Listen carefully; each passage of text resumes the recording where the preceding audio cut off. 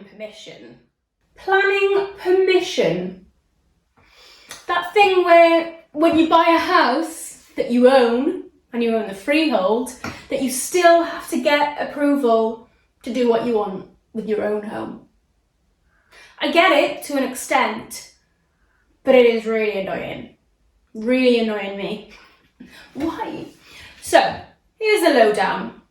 You might have remembered this video, I'll link it up here, where I ran through our architect's drawings and we submitted it to our planning permission. It had hip to gable at the front, hip to gable at the back, and we were going to extend a double story extension over the back extension to create a 3-bed bungalow with the 3 beds all upstairs in the loft, and then a big large downstairs kitchen diner area, which would have been the type of place that we could have lived for the rest of our lives. Like, if that plan got approved, then we would never have needed to move, and I feel like we never would have needed to upsize, because that size property, in my opinion, is more than enough for, well, it's just me, there's just 2 of us living here at the moment. God knows in the future, but it would never be more than 2, let's just put it that way.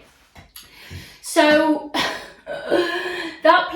this is our house, that's what we want to do to our house, to future-proof it. But no, the council have got different ideas. So as you can tell, I'm very angry, very angry. So basically the planner came back and said, nah, that doesn't fit in with the street. It doesn't, yes, the character's lost, it's crouching on over there and over there and over there. The neighbours, even though there were 0 complaints from the neighbours. So our architect went back with slight amendments, kind of softening the front, and what else was there? Softening the front and maybe splitting up the dormers to try and, you know, soften the impact of the dormers and the hip to gable. Planner said no. So yeah, we just had to completely redact that from online, withdraw it from the council website, and that is goners. We are no longer doing that plan, which, can I add, was going to future-proof us for the future to never have to move, because we absolutely love where we live. The location is spot on. It's just at the moment it's a 1-bed bungalow, so we can't stay in a 1-bed bungalow. We need to increase the size. So I came up with a different plan. I came up with a plan where you don't extend over the back extension, so it won't encroach on the neighbours. Also, it's a lot cheaper that way, and we can do it in stages, so we wouldn't have to move out. So that was my thought process behind it. I'll pop up some images here while I'm talking about it. So yeah, what I decided to do was turn this kitchen into a bedroom so that it's close to the bathroom, and that we can put the staircase in our current bedroom, which will be a living room, a second living room. So then we can still use this kitchen while the renovation is happening, and we'll extend up the back and have kitchen, diner, living in an L shaped. And then the stairs will be in the middle of the house, and you'll go up that way, and then you'll have a closed off living room, which could be a 4th bedroom if you wanted it, or if you needed it to be a 4th bedroom, because it's completely separate from the rest of the house, and it's not a walk-through like the other plan was. And then you'd go up and you'd have a large dormer on the back and a smaller toilet, bedroom to the front with a bathroom in the middle. I can't see what's wrong with this plan. The front looks really aesthetic, it looks cute, it looks in keeping with the character of the area. There's 2 properties in close proximity that look like this from the front, and like hundreds of houses have got large dormers on the back. I don't understand what the issue is. So we haven't actually put this in to the council yet. We're going to, but we've had feedback on it already from the planner, and the planner has already come back and said that he's not happy with it. He said in design terms, there's no improvement. So, you know, this is the plan that I want. Like, this is my house. Like, why can't I have what I want on my own house?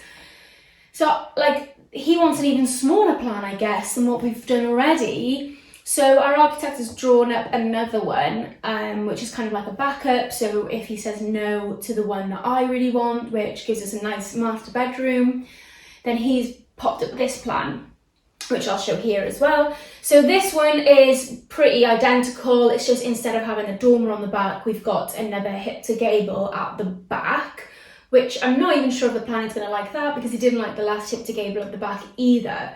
So, and when I'm talking about hip to gable, sorry, hipped is like this, and when you bring it out like that into a triangle shape, that's gable. So at the moment we're all hipped and we want to put it up to gable. So that's what he's proposed. But if you look in this section here, there is an illustration of the inside of the master bedroom, which looks tiny. You know, it's a decent sized room, it's just the head height.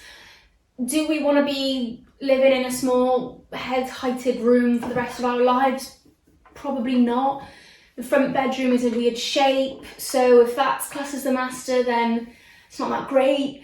You know, I suppose you could have the master downstairs, but then we don't want to live downstairs forever. You know, we were hoping to move upstairs and have the downstairs bedroom as kind of like an office / spare bedroom.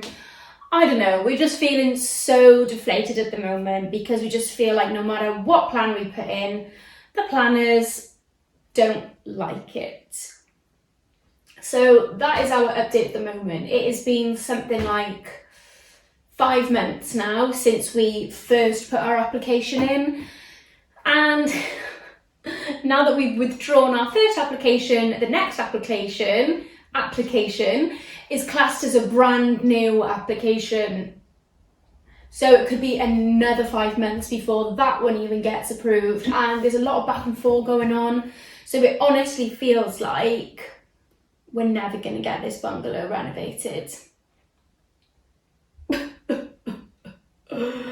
But yeah, so I thought I would just update you guys on why content has gone dry for the last few months. It's because we have literally been in a battle with the planners, and our architect has obviously had to draw up these new plans for us and everything. So yeah, it's taken a long time. But I will keep you updated, of course. So I've recently just done a dining room video that you can go and check out. So what I'm trying to do is just, yeah, be a bit creative in the house at the moment, because I can, and it's all hopefully one day gonna get knocked up. But until that day, I'm just gonna keep on trying to make what we've got livable and enjoyable for like the smallest cost, because obviously I don't want to spend loads of money because it's gonna get ripped up. Yeah, absolutely gutted, guys. Honestly, absolutely gutted. But I'm sure no matter what happens, we'll end up making it look amazing. But yeah, to the council, can you please treat us a little bit nicer? Oh, thank you. Anyway, thanks for watching. Thanks for keeping updated. There's still going to be loads more content coming your way. I'm going to be remodeling every single room in trying to do it for the cheapest cost possible, which I think is quite nice because it challenges you a little bit and gives you guys lots of ideas on what you could do in your home. But yeah, if you like this type of content, then please give me a like and subscribe, and drop a comment and let me know which room you think I should remodel next, and I will do it. Thanks again, guys, and yeah, I shall see you in the next video.